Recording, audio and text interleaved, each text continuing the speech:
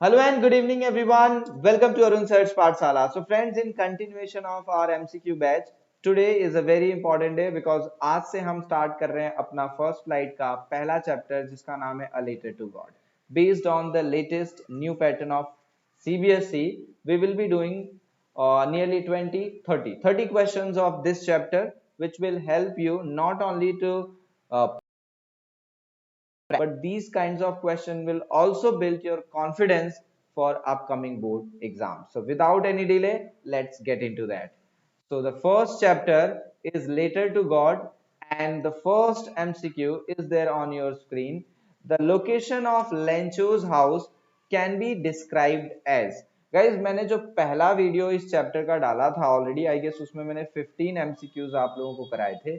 वहां पर भी एक वर्ड था जिसका नाम था सॉलिटरी, अकेला टॉप पर. ठीक है, तो लेंचो का जो घर था उस छोटी सी हिल पे, एकदम टॉप ऑफ द हिल पे वो अकेला घर खड़ा था.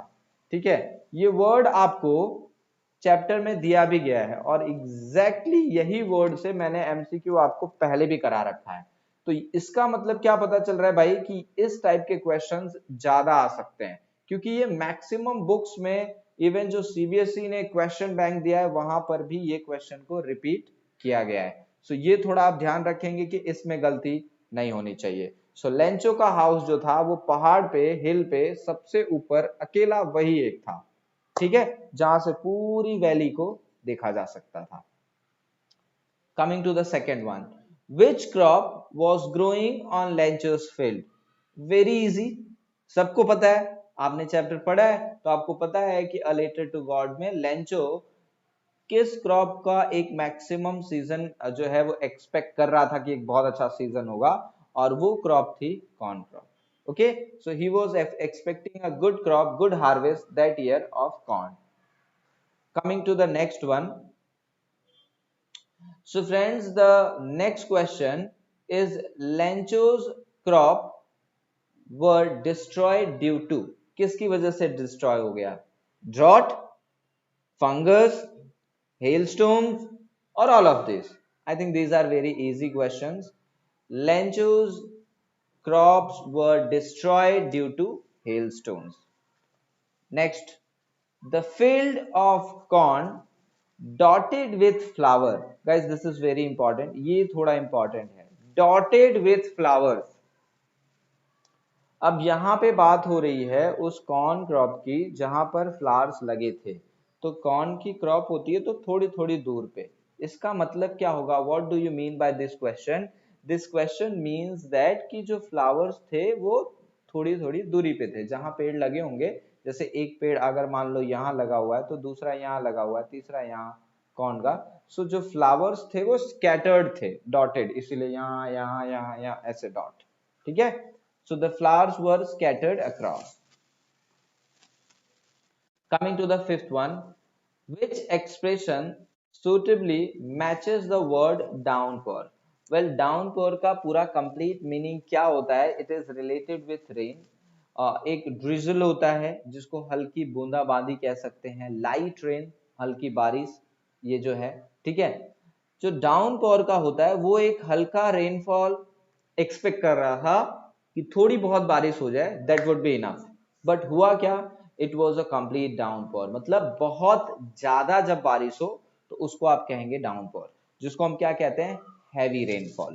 ठीक है, चलो ये लगा लेते हैं, थोड़ा क्लियर हो जाए आपको आवाज. Next, who were working in the field. कौन काम कर रहा था फील्ड में? तो अगर आपको चैप्टर अच्छे से याद है तो जो बड़े लड़के थे वो फील्ड में काम कर रहे थे और जो छोटे लड़के थे वो खेल रहे थे. तो इस क्वेश्चन का आंसर है द ओल्डर बॉयज.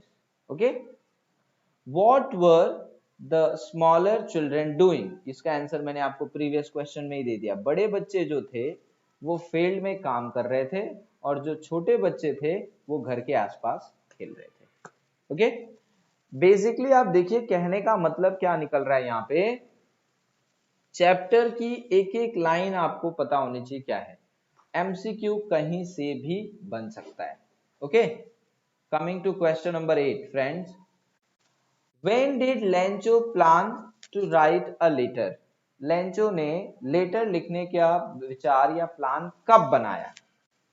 ओके, तो on the following Sunday, on the following Monday, आने वाले जो संडे को, मंडे को, थर्सडे को या फिर फ्राइडे को।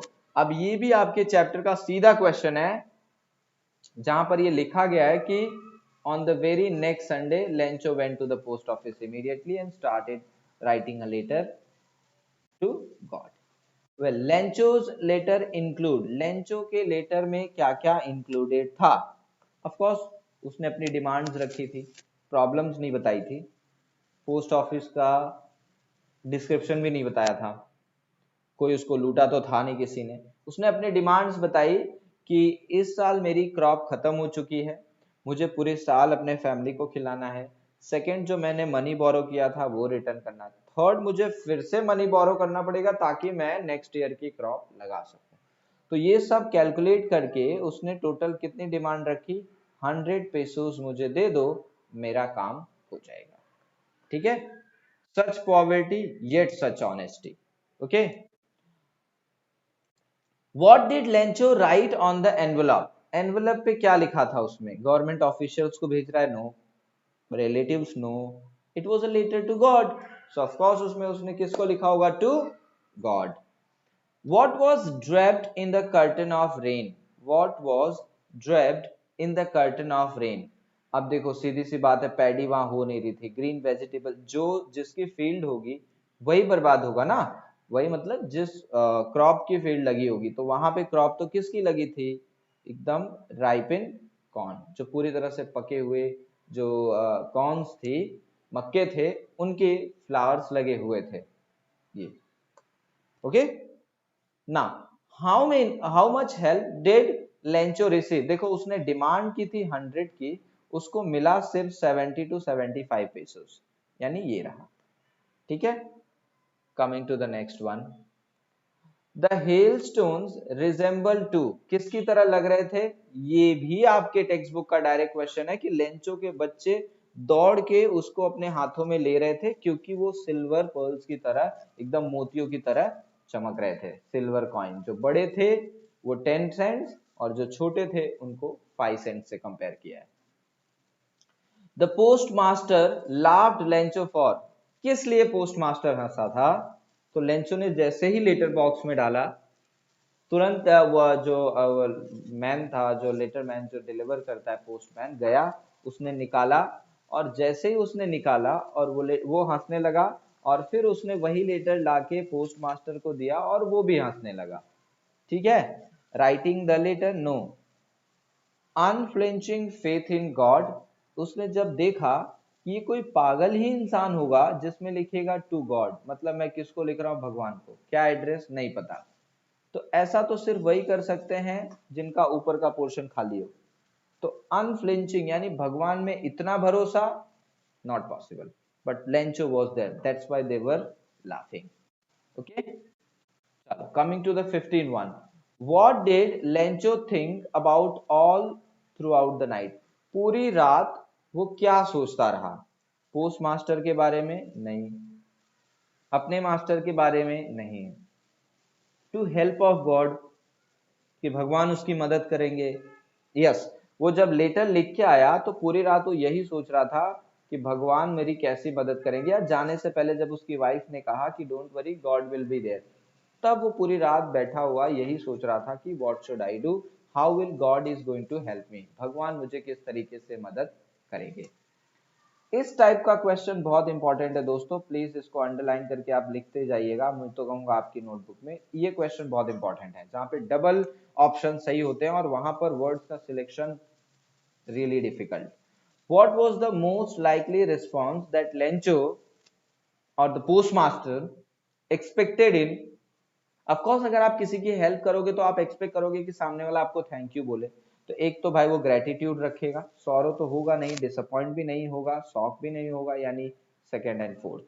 यानी मुझे फोर्थ की मीनिंग नहीं भी आती तो भी मैंने देखो फटाफट, क्योंकि मुझे ये चार नहीं हो सकते ये पता है, मुझे चैप्टर की स्टोरी पता है, इसका मतलब मुझे पता है कि ये तीन नहीं हो सकते, ये है, और दो ऑप्शंस हैं, तो सिंपल सी बात है वो सेकंड और फोर्थ ही होगा, that's it. Okay, Coming to the next one. Lencho's happiness was just for a moment, उसकी जो खुशियां थी जब उसने देखा कि नॉर्थ ईस्ट की तरफ से बादल अप्रोच कर रहे थे, क्लाउड्स आ रहे थे, तो खुश हो गया क्योंकि बारिश होगी and that was required. But उसकी सारी खुशियां कन्वर्ट हो गई दुख में, टेंशन में, जब बारिश लगातार होने लगी। ठीक है, Lencho's happiness was just for a moment, सिर्फ कुछ मोमेंट के लिए था।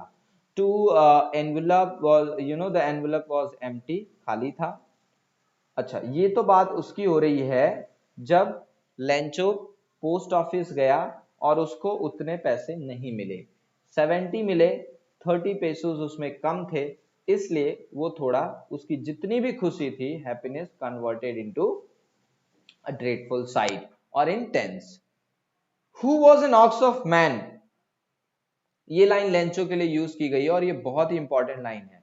लेंचो इंसान के शरीर में एक बैल था, यानी वो इतना ज्यादा हार्ड वर्किंग था। ठीक है, Lencho. The post masters act was, जो भी पोस्ट मास्टर ने किया, उसमें लिखा हुआ है chapter an act of charity, उसने सबसे हेल्प ली थी, अपने कलीग से, अपने फ्रेंड से, और ये वर्ड भी यूज हुआ है चैरिटी वर्ड। सो ये जो होगा इसका करेक्ट ऑप्शन होगा। ठीक है, the word similar in meaning, advice की सिमिलर मीनिंग क्या होगी, ये एक अच्छा क्वेश्चन है। What will be the correct meaning of advice? देखो, यूनिफॉर्म यानी एक जैसा, ठीक है, इंस्ट्रक्टेड यानी इंस्ट्रक्ट करना, डेविएट यानी बोलते हैं ना थोड़ा भसक जाना, डेविएट होना, डेविएशन होता है, यानी करेक्ट आंसर होगा सक्सेस। तो कई बार ऐसा होता है, अगर आपको डायरेक्टली करेक्ट आंसर नहीं आ रहा है या आपको डाउट है, तो आप फाइंड आउट करने की कोशिश करिए कि क्या इसमें नहीं हो सकता, क्योंकि वो भी आपको एक बहुत अच्छे लेवल तक या बहुत हद तक करेक्ट आंसर दे देंगे। जी हाँ दोस्तों, हमेशा ध्यान रखना। ठीक है, चलो, ये तो था डायरेक्ट फिलअप्स। अब हम बात करेंगे आरटीसी की, जिसको हम कहते हैं अपनी लैंग्वेज में reference to the context.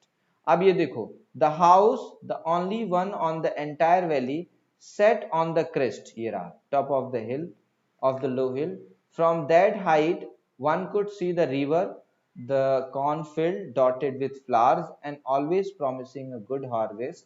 The only thing earth needed was a downpour or a little bit of shower. Throughout that morning, Lencho, who knew his field that required a little bit of rain, intimately, had done nothing else but to see the sky. पूरे दिन वो सिर्फ बादलों की तरफ देख रहा था कि कहीं ना कहीं से बारिश आ जाए। अब इससे क्वेश्चन देखिए, whose house was on the crest? अरे यार, ये तो आसान है, Lencho. What could one see from the hill? River, field of ripe corn, both A and B. इसको थोड़ा हमको देखना पड़ेगा, रिवर वहां पर थी कि वहां पर वैली थी। देखो दोस्तों, वहां पर वैली थी। ठीक है, तो ये जो वैली दिखी हुई है, यहाँ देखिए, ये लाइन देखिए, one could see the river, यहाँ पर रिवर भी है, यही ध्यान देना हमको। इसका मतलब हुआ कि रिवर ऑप्शन भी सही है, फील्ड ऑफ कॉर्न भी सही है, यानी both A and B are correct. The only thing the earth needed was, क्या जरूरत थी? एक डाउनपोर की और लिटिल बिट ऑफ शावर, जो कि नहीं दिया हुआ है, तो हम सिर्फ डाउनपोर को ही कंसीडर करेंगे। ठीक है, what did Lencho look at towards the north east? North east की तरफ वो क्या देख रहा था? किसका वेट कर रहा था? मून का? नो। स्टार का? नो। सन का? नो। वो वेट कर रहा था स्काई का, बादलों का, जो आए और थोड़े बारिश दे, ताकि उसकी फील्ड और अच्छी प्रॉमिसिंग जो कॉर्न क्रॉप होने वाली है वो और बेस्ट हो जाए। Find out a word from the passage similar into prickled. Find out a word from the passage similar to in meaning, मतलब पैसेज में कौन सा वर्ड ऐसा यूज हुआ है जिसका मतलब फ्रिकल्ड होता है, ये आपको फाइंड आउट करना है। और वो वर्ड है फ्रिकल्ड, यानी दूर दूर तक। ठीक है, तो वो वर्ड हुआ था डॉटेड। ठीक है, जहां पे ऐसे डॉट पड़े हुए। Now this was 5 RTC question. So guys, we did 20 direct MCQ questions and 5 RTC type question. If you want more question about this chapter, from this chapter, I don't have any problem. I have so many MCQs which I can bring. Or if you have doubt in any other chapter, feel free to ask. जितना भी term one में आ रहा है, वो चाहे grammar हो, चाहे literature हो, चाहे अनसीन हो, आपको कहीं पर भी कुछ भी डाउट हो तो feel free to write me on my Instagram ID, that is English by Arun sir. Okay, this is my Instagram ID. You can go and check it out and ask your doubt over there. In next video, as you can see, मैंने heading subject verb agreement की दी है. इसका मतलब next video is going to be there on subject verb agreement, so don't miss it. Okay, we have targeted 84 days है, जिसमें से आज ये 12th day है. ठीक है, आज ये 12th डे है. हमें ये ध्यान रखना है कि हमको कंटिन्यूअसली प्रैक्टिस करना है, जितना हो सकता है उतना प्रैक्टिस करना है, हर टाइप के एमसीक्यू प्रैक्टिस करने हैं ताकि एग्जाम में कहीं से भी आए हमको आंसर आता ही हो. ठीक है, so friends, we will meet in next video. Till then अपना ध्यान रखिए, आसपास साफ सफाई बनाए रखिए, और अगर कुछ कर सकते हैं तो अरुण सर के साथ बने रहिए और पढ़ते रहिए. Bye bye, take care, love.